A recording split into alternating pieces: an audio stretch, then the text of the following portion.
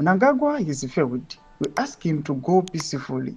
War veteran Blessed Geza. Azvichaperi mushe manje panguva ino.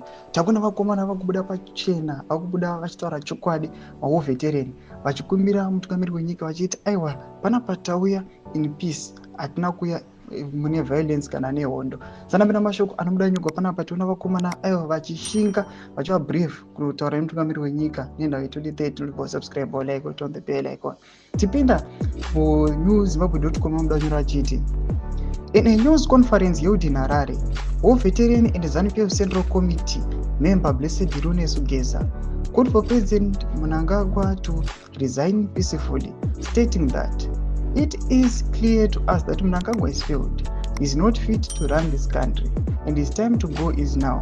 We ask him to go peacefully. If he refuses to take heed of this advice, we have no option but to ask the people of Zimbabwe to deal with the rogue president in line of the constitution, said Geza.